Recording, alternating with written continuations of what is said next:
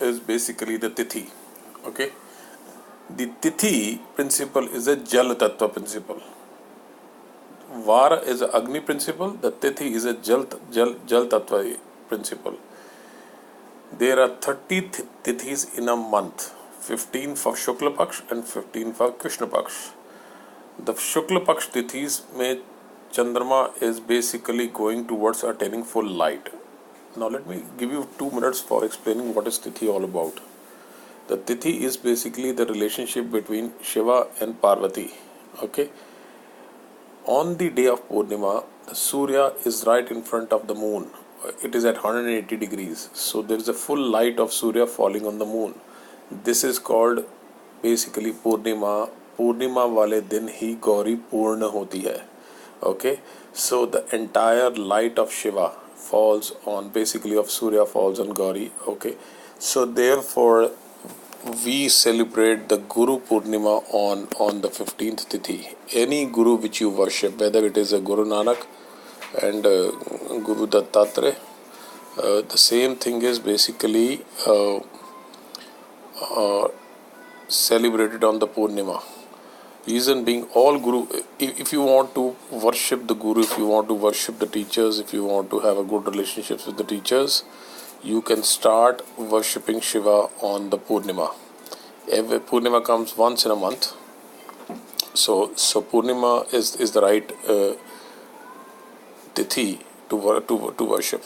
And when it falls on Thursday, okay, when the Vara is Thursday, which is Guru Vara, and the Tithi is Purnima, that day is called Guru Purnima.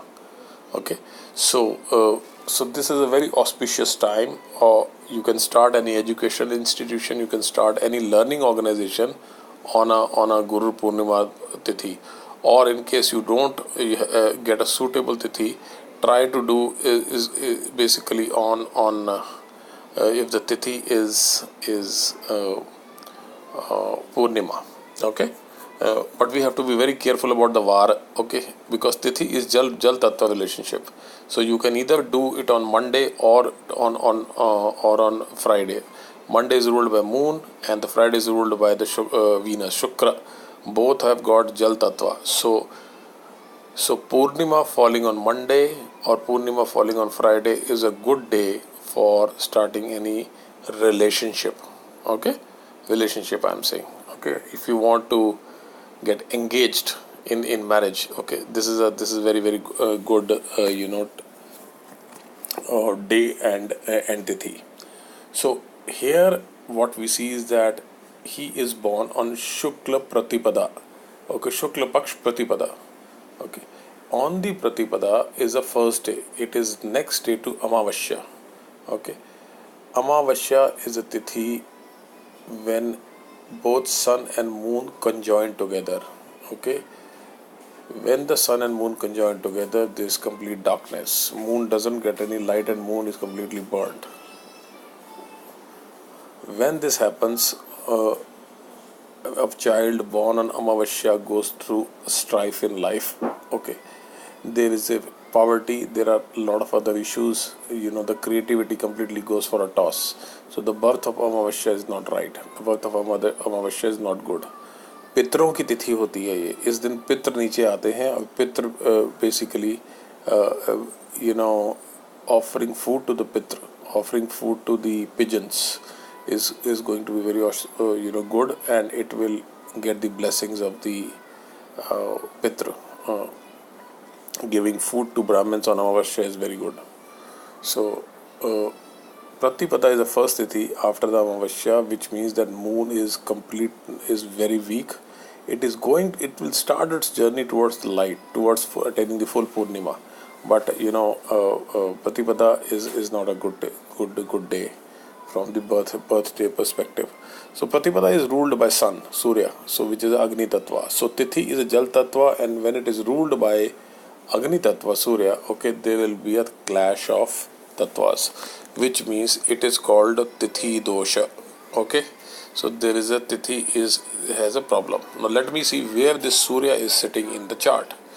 The Surya is sitting in the 7th house. When there is a Tithi Dosh, okay, then you will have problems relating with the Surya. Now, what are these problems? Surya is ruling the third house of your birth chart. Third house is house of younger siblings. If you have any younger siblings, during the Sunday or during the Surya Mahadasha or during the Surya Antardasha, you will develop strained relationships between you and your junior siblings, younger siblings. Surya is father. You will have you will have relationships issues with the father. Okay, I see the Surya sitting here in the seventh house in the Dhanu Rashi. Okay, seventh house is a house of partnership. Seventh house is a house of wife. During the Surya Mahadasha or on Sundays, okay, or on these tithi of Pratipada, there will be skirmishes. There will be relationship issues with the wife also. Okay, so that is how you read the tithi effect. Okay, so the effect may change because of the other aspects, okay, of the planets. When I see in your chart, I see sun, moon, Rahu and Mercury, four planets, four energies are sitting in house of wife, which means that if there is a sun problem, okay, moon is also sitting there, Mercury is also sitting there, which are good planets. Okay, moon and Mercury sitting together with the sun will tone down the bad effects of the tithi. Okay, the person may resolve the issue with speech. Speech is always given by Mercury, and the person may also resolve the issue by emotionally or by with the calm with the mind, because moon represents the mind.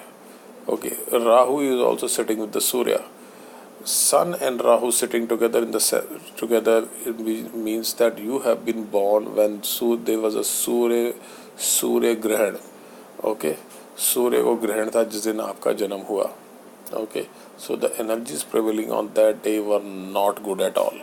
Okay, Surya and Rahu put together, sitting together is not good for the father at all. Not good for the father at all.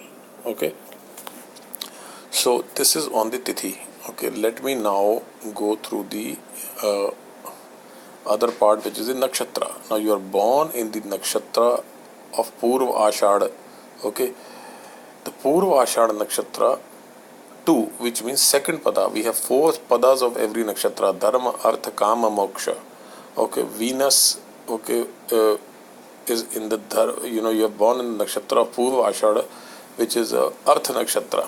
Okay, so, and this is a nakshatra ruled by Venus. Venus is all about love, romance, wife, relationships, Jal Tattva, private sector, okay, women in general. All these are ruled by Venus.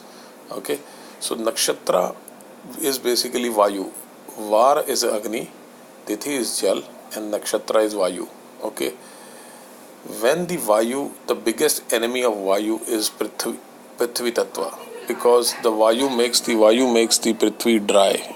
Okay, when there is a storm, the earth elements is taken away by the Vayu. So both have a problem. So let us say if you are born in a nakshatra whose lord is Mercury, because Mercury is Prithvi Tattva. Okay, Buddha, basically it's a Prithvi Tattva. Then you will have a problems relating to the mind. Okay, it's a nakshatra dosha. Okay, so let us now see where this nakshatra. You can read more about Purva Ashada nakshatra on the internet, and if stuff is available, you will come to know.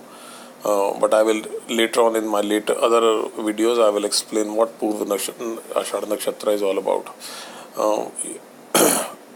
Purva Ashada nakshatra, you can listen on YouTube video by Dr. Arjun Pai. Dr. Arjun Pai has done a good amount of research on nakshatra. He will explain it very beautifully, because it's a 2-hour video. I can't explain it here. So Purva Ashada, if I'll get a link, I'll send it to you. So let me see where Venus is sitting in your birth chart. Venus is sitting in the 8th house. Now 8th house in the 10 number sign with Jupiter. Now this 8th house is not a good sign. This is not a good placement of Venus. Let me see which houses are ruled by Venus. if you look at sign number 2 and sign number 7, sign number 2 is basically 12th house, sign number 7 is the 5th house. 5th house is house of love. Okay, 5th house is house of first child. Okay, since we are talking about nakshatra, the mind. Okay, and there is a 12th house, so there will be, the mind will be disturbed in relation to the you can say about the first child. Okay, or about the relationship, or about the wife. The 8th house where Venus is sitting, 8th house is a house of hiding. Okay, and when Venus is sitting there, okay, I can tell you that your relationship with the wife prior to your marriage was not known to many people. Okay, so such things are basically that 8th house, in whatever comes and sits in the 8th house, it is not known to the general public, except when the Surya comes and sits in the 8th house. When Surya comes and sits in the 8th house, nobody can hide anything about it, because Surya itself is a light. Okay, so the entire light will be available in the 8th house, and all matters which are shown as hidden will be known to the entire world. Okay, so this is about the Surya.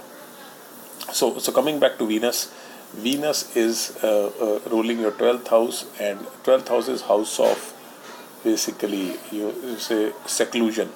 Okay, seclusion and samadhi and spirituality, and so when we and the bed pleasures. Okay, so 12th house and the 5th house, okay, when it is ruled by Venus, okay, then the person, okay, will have a mostly will I mean when Venus rules these two houses, basically it shows that the relationship with the love marriage, or there is a physical relationship between the couples. Okay, prior to the marriage. Okay, now these are the combinations. Now the combinations again change, because you have a Jupiter also sitting there. When Jupiter is a guru, okay, when Jupiter is associated with the Venus, okay, it will not let people enter into physical relationships. Okay, until and unless the Jupiter is completely weakened. Okay, right? So these are certain combinations. So here Jupiter is sitting with the Venus. Okay, the relationship is not known to somebody. Okay, but the person will not enter into physical relationships. Okay, when these combinations appear at certain different places in the horoscope, we can tell very clearly that the person had a physical relationship before the marriage. Okay, so this is how you look at it. Okay, Venus placement in the 8th house, okay, is not a good position for the Venus. So generally, okay, you do not tell everything. Okay, nakshatra is the mind. Let me tell you. Okay, when nakshatra lord is sitting in the 8th house, which is house of hiding, you are not open in terms of everything. Okay, that I can guarantee you. Okay, now let's go back to the other part. Okay, the other part is we have spoken about nakshatra. Now yoga means that as the moon and sun's distance increases and decreases based on Shukla Paksh and Krishna Paksh, each of this angular distance is called yoga. Okay, this is a relationship between Parvati and Shiva. All these 15, there are 15 relationships in Shukla Paksh, 15 relationships in Krishna Paksh.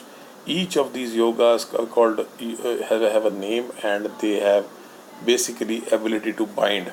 Now yoga, as I told you, the nakshatra is Vayu. Yoga is all about the Akash element, ether. Okay, Akash Tattva binds everything together.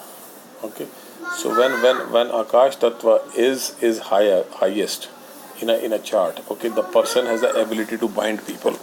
Okay, in all such cases,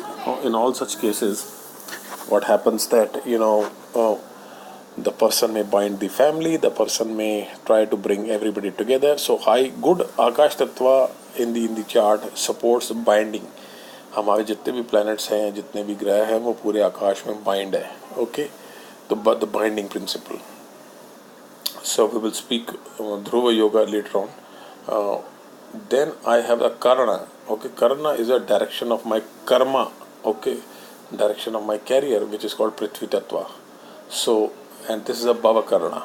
Okay, so I'll explain you later on what the Bhava Karna is all about, and it will tell you the direction of your career. Okay, this Karna Lord sitting in the horoscope will define the direction of your career.